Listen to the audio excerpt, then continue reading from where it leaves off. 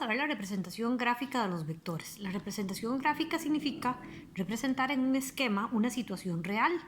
Por ejemplo, podríamos tener un vector de una fuerza de 300 newtons. La magnitud sería 300, la unidad de newtons, y la dirección, digamos que la fuerza se hace hacia arriba.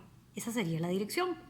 Podríamos tener también un vector como el que está en este ejemplo, un vector M, que dice M es igual a 800 metros con una dirección del este 75 grados norte, con una escala de 1 centímetro, cada centímetro igual a 100 metros. ¿Qué significa?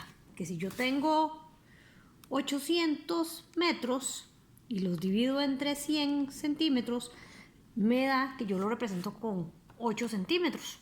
Exactamente igual que los mapas, ¿verdad? No podemos hacer un mapa con la representación real porque pasaría por encima de nosotros, sino que se representa. ¿Cómo lo dibujo? Lo primero que yo tengo que hacer es dibujar el ángulo. Bueno, dibujar un plano cartesiano. Aquí tengo un plano cartesiano donde nada más dibujaron el norte y el este. Lo correcto es hacer siempre el plano cartesiano completo. Norte, sur, este y oeste, ¿verdad? No sé. Para los 75 grados yo uso un transportador, lo pongo aquí en el 0 y mido exactamente 75 grados. Marco, hago una marquita. Y ahora sí, este vector tiene que medir 8 metros. 8 centímetros que equivalen a los 800. Vean que más bien 8 es ahí arriba. O sea, este dibujo, en realidad, como era para un libro, pues no lo hicieron como es. La flecha es parte de la medida. Entonces aquí tendríamos este vector, que es 800 metros, un ángulo medido del este, o sea, estoy poniendo el 0 en el este, hacia el norte de 75 grados.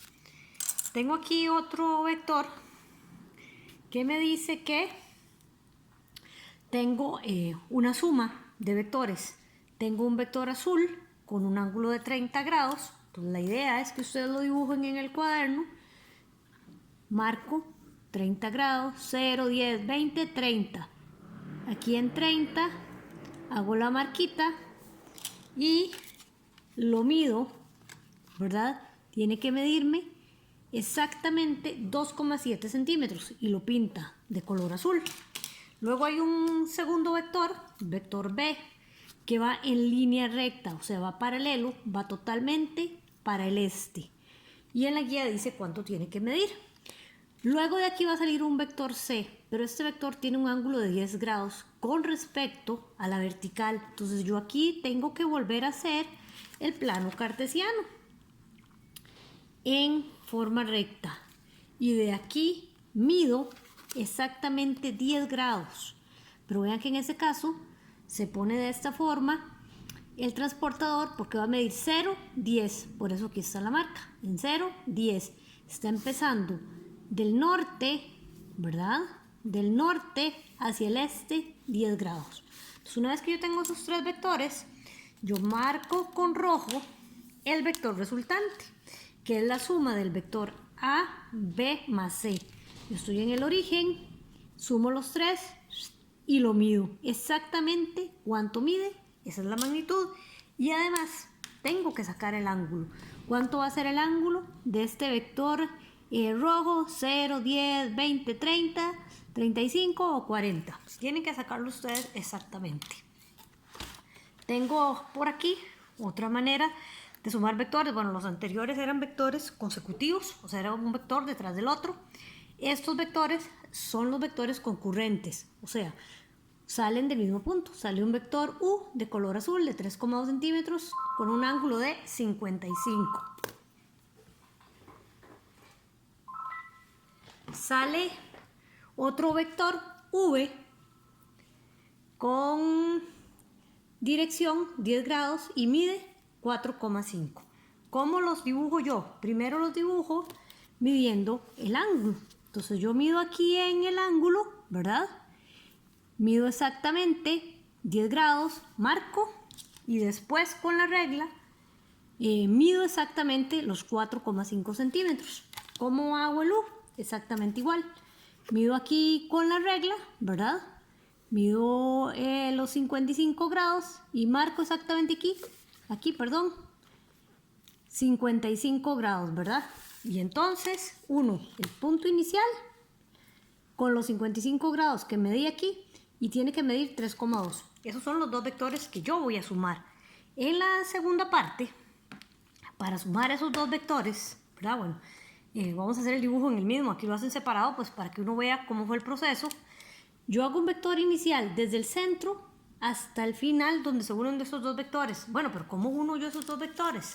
Esos dos vectores se unen sacando paralelas con dos reglitas de estas.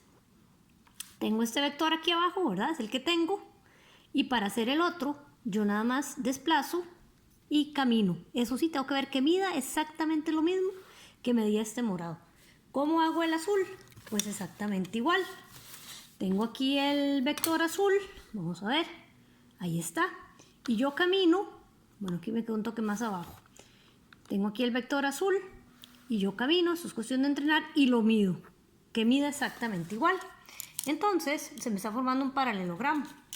Yo tomo la regla y el vector resultante de sumar esos dos vectores lo mido con la regla. Exactamente, más o menos 7. Ustedes lo hacen exacto.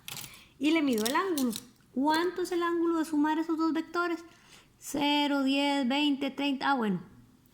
Lo miden, ¿verdad? Más o menos 30 grados.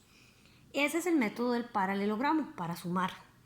Tengo aquí otro tema que se llama las componentes de un vector. O sea, si yo tengo un vector A, ese es el vector. Al principio solo existe este vector en negro. Pero este vector, si yo hiciera una fuerza de jalar un objeto para acá, es lo mismo que si yo hiciera estas dos fuerzas.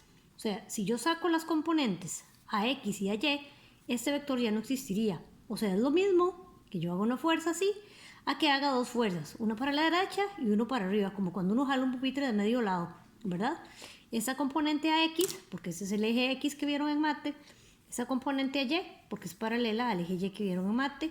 Tenemos primer cuadrante, segundo, tercero y cuarto cuadrante. Esta X es componente al ángulo, es adyacente al ángulo, este va a ser el ángulo, digamos que este ángulo medía 40, y AY es la opuesta, el cateto opuesto al ángulo. El cateto adyacente sabemos que es el seno, por eso dice que AX es igual a A por el coseno, coseno. X es coseno y Y es seno. Entonces Y, que es el opuesto, es el coseno. Entonces si esta vectora midiera, digamos, 5, ¿ok? Y este ángulo dijimos que 40, ¿cómo saco yo la componente? Yo saco la componente AX, va a ser igual a lo que mide A, 5, por el coseno de este ángulo, que es 40. Y esto nada más lo meto en la calculadora. Ya dijimos que es sumamente importante que en la calculadora aquí arriba esté la letra D. Si no, revisamos la calculadora y lo ponemos en el 3, que sería modo DEC, ¿verdad? Entonces yo meto el valor del vector 5 por coseno de 40. Y esto me está dando que la componente en X mide 3,83. Con dos decimales está bien. 3,83 centímetros. La componente Y va a ser 5 por el seno de este ángulo, que en este caso es 40. Entonces yo nada más pongo 5 por seno de 40 igual, y me dio 3,21. Entonces tengo aquí 3,21 las componentes del vector A. Se les pide en la guía que hagan otro vector M, pero es en otro cuadrante.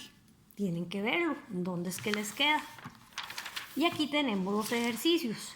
El primer ejercicio ya está hecho. Tengo un vector J en color negro y le pintamos el vector Y y el vector JY y JX. Esto tienen que hacerlo en cada uno. Yo tengo que cerrar el triángulo. Cierro el triángulo con color rojo con una línea recta. Esta línea en Y tiene que ser paralela al eje Y. Y la componente en X siempre tiene que estar en el eje X.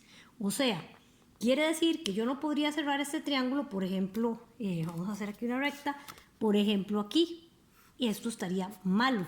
Siempre, siempre la componente en X tiene que estar aquí, en el eje X. Además, hay un asunto con los signos que viene aquí explicado. Lo que camina en el eje X para la derecha es positivo, como han visto en mate. Si está para la izquierda es negativo, por ejemplo en este caso. Ustedes tienen que cerrar este triángulo. ¿Cómo cierro yo el triángulo? Bueno, en X pinto con color azul. Este es el componente, si eso se llama S, sería SX.